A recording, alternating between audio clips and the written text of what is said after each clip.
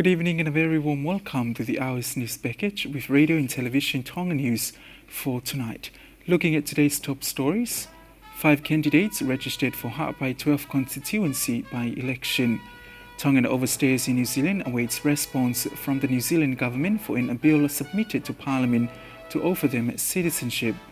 And Tongans are feeling the impacts of inflation. Now for the stories in detail. The nomination of candidates for the electoral constituency Ha'apai 12 Pai election closed today at the Governor's office in Pangai Ha'apai, with 5 candidates registered to stand as follows. Simone Kapetawa Vuki of Felemea, Moale Finau of Hifo Tongleleka Ha'apai, Sione Finau Tapu of Holopeka, Tevita Tuplotuvi, known as V Mahi of Pangai, and Tevita Waikona of Uiha. This is to replace the former People's Representative to the Legislative Assembly of the Electoral Constituency Ha'apai 12, Vili Mano Pangai Whaka o Siula Hingano, who recently passed away on the 10th of June 2022. The by-election will be held on Thursday, 1st of September to this year. Tongans are feeling the impacts of inflation as prices of certain foods and goods, petroleum including services, within this month only. Common goods such as bread, frozen meat and petroleum have become more expensive, and it is understood to be a result of rising petroleum prices worldwide. Radio Tonga News talked to members of the public about this increase, with Alice Tupo has more on that story. Common goods such as bread, frozen meat and petroleum have become more expensive, and it is understood to be a result of rising petroleum prices worldwide. Radio and television Tonga News talked to members of the public about this increase. Aganesi Punaiwaha says that the increase of food prices is a message to all Tongans that says we can't always depend on imported food. However, we can survive on locally grown food. Meanwhile, Palatasa Havea says that the increase is a result of the impacts of COVID-19 and the increase of freight. Feilaki Ta'aufi expressed to say that the increase in prices have made his family situation more difficult for as they struggle to afford school materials for his kids. Meanwhile, Moyatavi says that the government should prioritize this issue. In a press release from the government last week, they announced that they have provided subsidies to ease the increase in petroleum prices, as the July petroleum prices will experience further hikes in prices for petrol, kerosene and diesel. For Radio and Television Tonga News, I'm Alice Tupo. The Pacific Islands Forum Secretariat, through the Pacific Resilience Program, Pacific Catastrophe Risk Insurance Company, in collaboration with the Ministry of Finance, hosted a workshop program today aimed at strengthening disaster risk finance and financial resilience as Tonga continues to deal with natural disasters. Mark Ake tells you more. The CEO of the PCRIC, Aholotu Paula, said that this workshop follows the strategy of the National Disaster Risk Financing, which was approved by the government last year.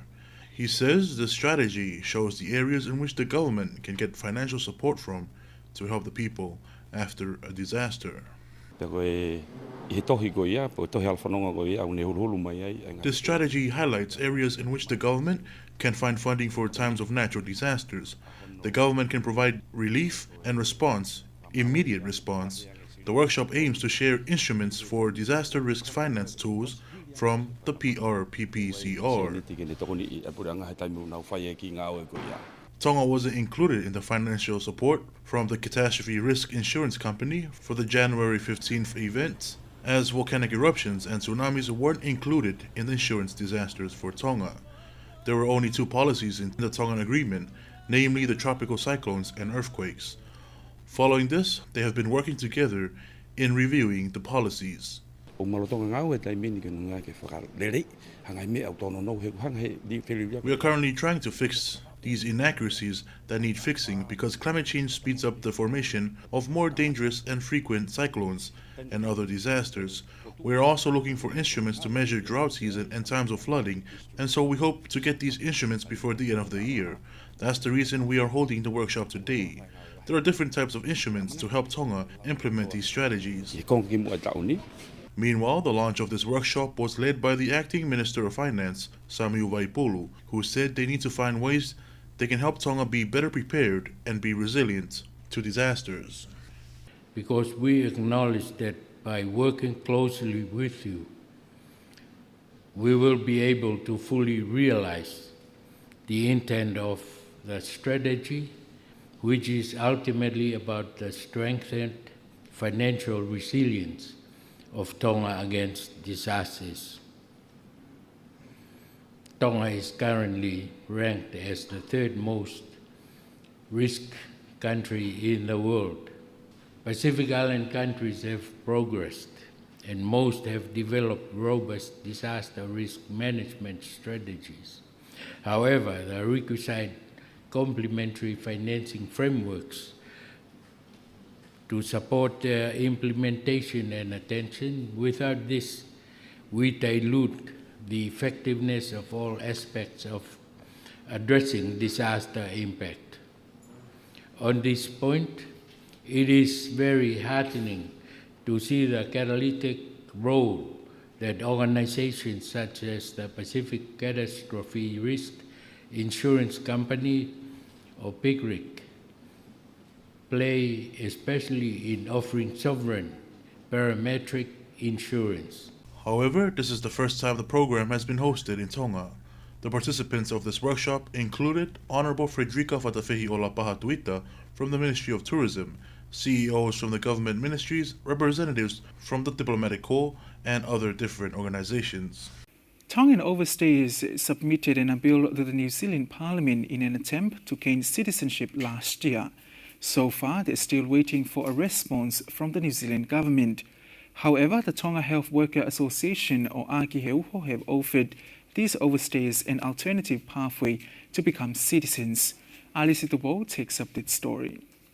The CEO of Tonga Health Workers Association, Makahakovalu Pailate, told the radio and television Tonga News that overstayers have been waiting for 2 years for a response from the New Zealand government, even though the appeal was signed by 2,500 Tongan overstayers in the country. Ākiheuho Association takes care of Tongan overstayers in New Zealand, so they may have an opportunity to become New Zealand citizens while also assist them financially. Okay, I be fare fai ke kina tolo wai fanki fonga be tai mini ke fenga ke faka lao en no foga ba. We provide Tongan overstayers here in New Zealand with legal advice in Section 61 of New Zealand's Immigration Act. Overstayers can be legal, and then from there they can apply for a working visa or residency. As we have been working in the past 2 years, many have received working visas and are getting ready to apply for residency in that way. This is an easy way for Tongan overstayers to become citizens. Some overstayers don't want to work, but while they wait for the government to respond, but it has been too long.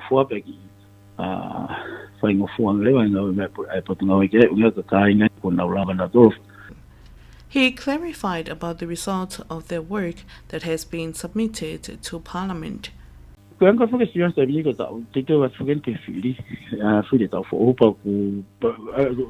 we are looking at getting ready for next year's election, and right now there is a new minister replacing the former minister, and I believe that's why it was too late to do a Talanoa session about this issue due to COVID-19. The truth of why I am still striving for this issue about Tongan overstayers is because the Parliament hasn't responded, that they don't approve the appeal or say close. So I am seeking more support to help out.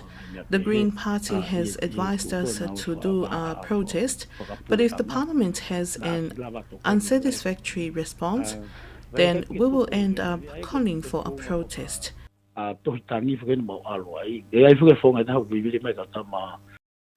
The CEO of Ākiheuho, Makahakovalu Pailate, had a chance to meet with the Minister of Internal Affairs, Honourable Sengsta Saulala, at New Zealand, was seeking support from the government of Tonga about the issue. Alice Dubo for radio and television Tonga News. The Honourable Prime Minister Nuku'alofa visited the University of Canterbury, New Zealand and met the Vice-Chancellor, Professor Geril Del Rey, with discussions were held on potential partnerships and cooperation for the government's endeavours for Tonga's prospective national university. Areas of cooperation commitment during his visit included interest of relevance to Tonga such as teaching, nursing, fisheries and climate change mitigation. The CEO of the Ministry of Fisheries, Dr. Tonga was a distinguished attendee of the university, which he attained a PhD from in 2015. During his visit to Christchurch, the Prime Minister Nuku'alofa also visited the Eto Pacifica and thanked him for their continuing health program and assistance to the Kingdom of Tonga. And that wraps up this evening's news package, but before we part, here's one final look at today's top stories. 5 candidates registered for the Ha'apai 12 constituency by-election. Tongan overstayers in New Zealand awaits response from the New Zealand government for an appeal submitted to Parliament to offer them citizenship. And Tongans are feeling the impacts of inflation. And that's it for tonight. Thank you for your company. I'm bye for now, Paula. Have a pleasant evening.